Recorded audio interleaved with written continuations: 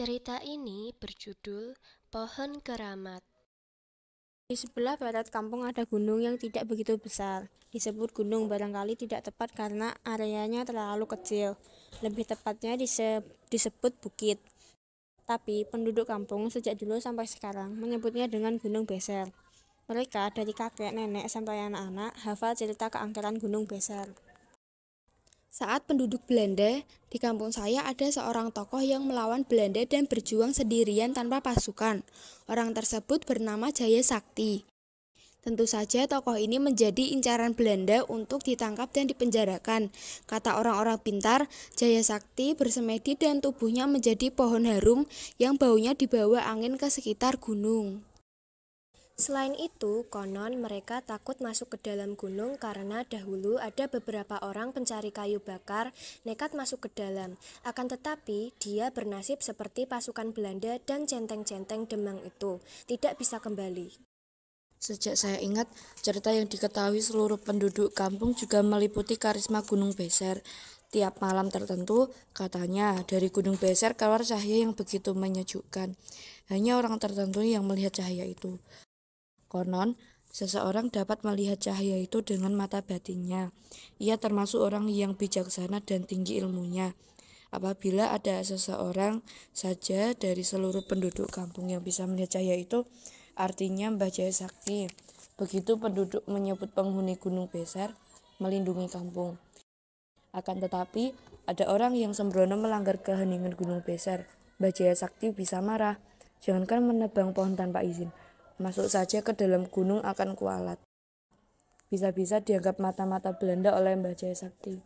Itulah sebabnya penduduk kampung begitu takut mengganggu ketenangan Gunung Beser. Sejak umur 5 tahun, saya sering tidur di rumah kakek. Saya selalu berharap begitu turun dari rumah, bisa melihat gunung itu bercahaya. Selesai sholat, kakek biasa mengontrol air sawah. Saya menyukai kesegaran air dan udara itu. Tidak jarang saya mandi di pancuran sawah. Bagi sawah-sawah di kampung saya, air tidak mesti diperebutkan. Mata air yang berada di kaki gunung mengalirkan sungai yang lumayan besar. Selain itu, masih banyak mata air kecil yang dipakai penduduk sebagai pancuran.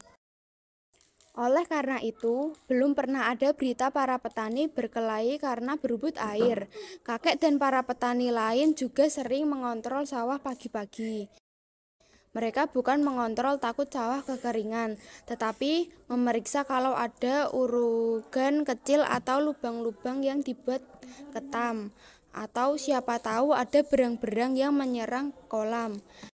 Berang-berang itu akan diburu oleh orang sekampung. Mereka menghisap seluruh lubang yang ditemui.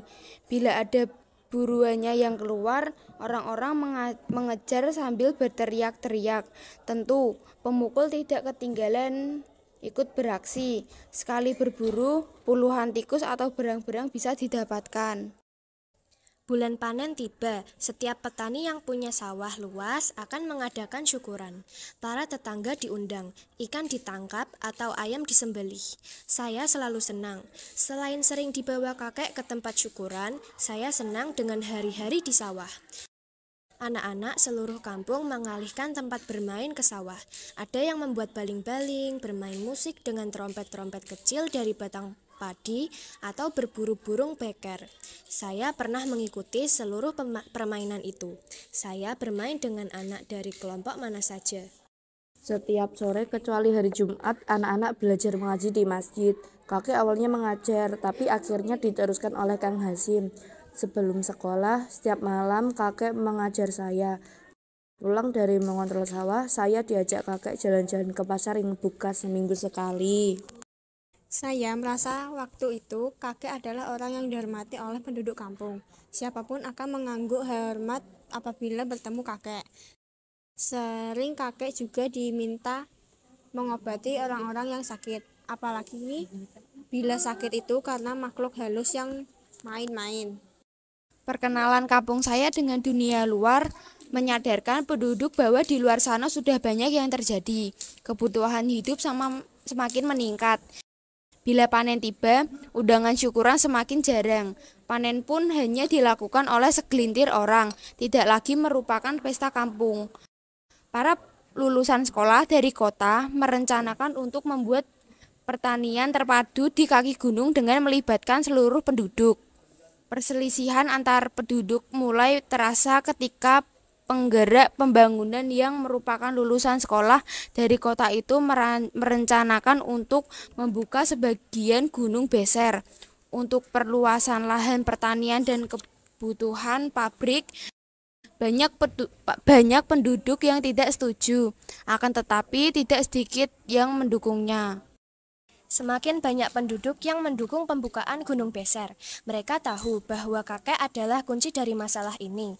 Penduduk yang tidak setuju dengan pembukaan Gunung Beser hanya akan mendengarkan apa yang dikatakan kakek. Besoknya saya baru tahu bahwa kakek menyetujui pembukaan sebagian Gunung Beser. Saya kurang mengerti apa yang dikatakan kakek. Ketika malam besoknya, kakek bercerita bahwa Mbah Jaya Sakti dan keangkeran Gunung Beser itu tidak ada. Pembukaan kaki Gunung Beser itu akan dilakukan dengan bergotong royong. Bantuan tenaga dan dana besar dari pihak pabrik disambut masyarakat. Para penggerak pembangunan itu mendapat pujian dari hampir seluruh penduduk kampung. Mereka dibicarakan di setiap pertemuan resmi dan tidak resmi. Kakek meninggal tidak lama kemudian. Kematian kakek tidak mendapatkan perhatian yang besar dari penduduk. Saya sedikit cemburu kepada penggerak pembangunan yang sudah mencuri perhatian penduduk dari kakek itu.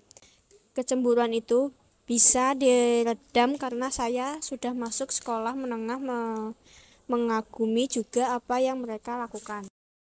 Sarana-sarana umum dibangun, banyak rumah memiliki pesawat televisi, tempat-tempat pertanian baru dibuka, rumah-rumah dibangun, perusahaan-perusahaan yang memanfaatkan mata air besar dibangun. Izin-izin pengelola Gunung Beser semakin banyak dimiliki orang. Pohon-pohon besar ditebang, yang tidak punya izin berdagang kayu sembunyi-sembunyi. Gunung Beser bercahaya siang malam. Sinar matahari memantul dari bangunan-bangunan dan daerah-daerah kering. Malam bercahaya oleh semaraknya listrik. Penduduk kampung, termasuk saya, menyambut kemajuan itu. Mereka, termasuk saya, tidak menyadari bahwa di kampung semakin terdengar berita adanya perkelahian petani gara-gara berebut air. Para remaja putus sekolah kebingungan mencari kerja karena menggarap lahan pertanian yang semakin tidak subur itu terasa rendah. Musim yang datang tidak lagi bersahabat. Tiba-tiba saya merasa bahwa hal seperti itu bukan merupakan bagian dari kampung saya.